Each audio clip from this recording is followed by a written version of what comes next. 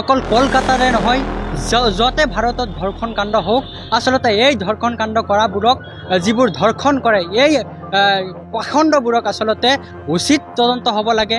উচিত তদন্ত হৈ পেলাই ইহঁতক ইনকাউণ্টাৰ কৰিব লাগে, অন্যথাই ফাঁচীত ওলমাই ৰাখিব লাগে। কলকাতাৰ যি ঘটনা সংঘটিত হ'ল সেই ক্ষেত্ৰত নেমচুৰ কি প্ৰতিক্ৰিয়া থাকিব? আচলতে আমি উত্তৰ পূৰ্ব অঞ্চল সংখ্যালঘু ছাত্ৰ সন্থা নেমচুৱে আমি বাৰম্বাৰ আচলতে এইবোৰ ঘটনাক আমাৰ কোনো জাতি নাই, বৰ্ণ নাই, ধৰ্ম নাই, নিৰপেক্ষে আমি উত্তৰ পূৰ্ব অঞ্চল সংখ্যালঘু ছাত্ৰ সন্থাই আমি ইয়াৰ প্ৰতিবাদ কৰি আছোঁ।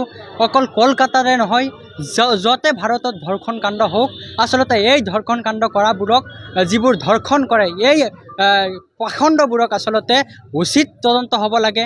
উচিত তদন্ত হৈ পেলাই ইহঁতক ইনকাউণ্টাৰ কৰিব লাগে, অন্যথাই ফাঁচীত ওলমাই ৰাখিব লাগে। আমাৰ নেমচুৰ ফালৰ পৰা আমি এয়া দাবী জনাওঁ। আপোনালোকে চাব পাৰিছে এজন ডক্টৰ হ'ল এজন পৃথিৱীত আমি ভগৱান দুজন বা আল্লাহ দুজন, এজন হ'ল নেদেখাজন আৰু আনজন হ'ল ডক্টৰ।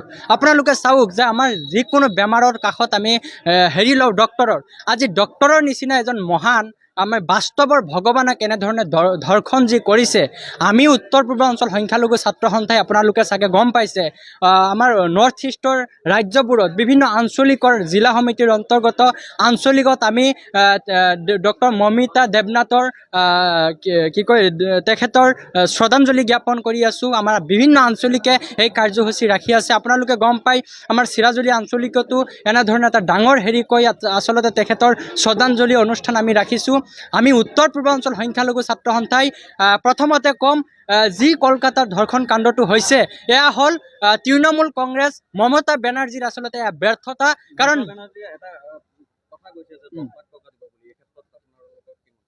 এইটো আচলতে টকা দি চব বস্তু সমাধান নহয়। মমতা বেনাৰ্জীয়ে যিটো মন্তব্য কৰিছে আচলতে এই মন্তব্যটো মমতা বেনাৰ্জী মই ভাবোঁ তেখেত পদত্যাগ কৰিব লাগে। কাৰণ চাওক টকাৰে যদি এইবোৰ বস্তু সমাধান হ'লেহেঁতেন আমাৰ সমাজত এই ধৰ্ষণকাৰীবোৰ আৰুহে বেছিকৈ সৃষ্টি হ'ব। মমতা বেনাৰ্জীয়ে ধৰ্ষণকাৰীক মই ভাবোঁ যে সমৰ্থন কৰি আছে। মই উত্তৰ পূৰ্ব অঞ্চল সংখ্যালঘু ছাত্ৰ সন্থা নেমচুৰ কেন্দ্ৰীয় সমিতিৰ ফালৰ পৰা মই আহ্বান জনাম যাতে মমতা বেনাৰ্জীক যি পশ্চিমবংগৰ আচলতে জনতাই মমতা বেনাৰ্জীক হেৰি কৰিব লাগে, কি কয় বহিষ্কাৰ কৰিব লাগে মুখ্যমন্ত্ৰী পদৰ পৰা। যিহেতু মুখ্যমন্ত্ৰী ডাঙৰীয়া কেইদিনমানৰ পৰা এটা মন্তব্য কৰি আছে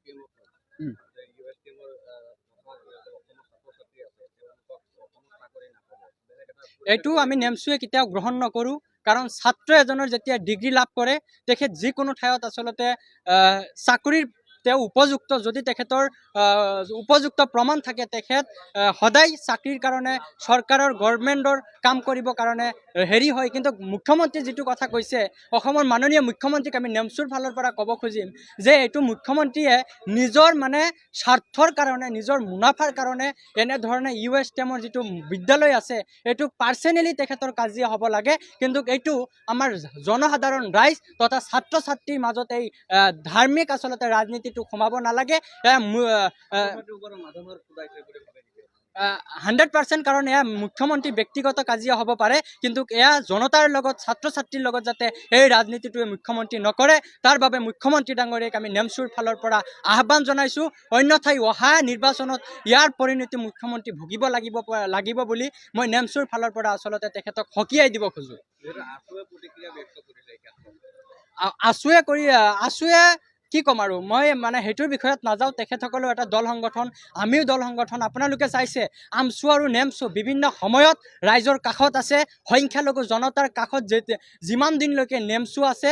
আচলতে মই এইখন আজি সংবাদৰ জৰিয়তে ক'ব খুজিম আপোনালোকৰ যে যিমান দিন উত্তৰ পূৰ্ব অঞ্চল সংখ্যালঘু ছাত্ৰ সন্থা থাকিব, মুছলমান জাতিৰ ওপৰত, সংখ্যালঘু সমাজৰ ওপৰত কেতিয়াও যিমানে মুখ্যমন্ত্ৰী আহক, আচলতে আপোনালোকে চাইছে মুখ্যমন্ত্ৰী ডাঙৰীয়াই যিবোৰ মন্তব্য কৰে যেন লাগে তেখেতৰ মানে কি ক'ম আৰু যে স্থায়ী পদ এইটো। কিন্তু মুখ্যমন্ত্ৰী ডাঙৰীয়াই এইটো ভাবিব লাগে যে এইটো স্থায়ী নহয়, অস্থায়ীহে। এইখিনিয়ে আৰু কাৰণ আপোনালোকে জানে এতিয়া যে আপোনালোকে মোক প্ৰশ্ন কৰি আছে মই ইয়াৰ উত্তৰ দিবলৈ বাধ্য। কাৰণ জনসাধাৰণৰ হয় আপোনালোকে প্ৰশ্ন কৰিছে। সাংবাদিক এজন সংবিধানৰ চতুৰ্থ স্তম্ভত থকা ব্যক্তি, আৰু সাংবাদিক এজনক যেনেকৈ মুখ্যমন্ত্ৰী কৈছে এইটো কিন্তু আমি নেমচুৱে ইয়াৰ বিৰোধিতা কৰিছোঁ।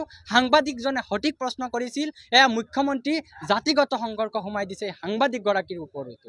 এয়াই নেমচুৰ প্ৰতিক্ৰিয়া।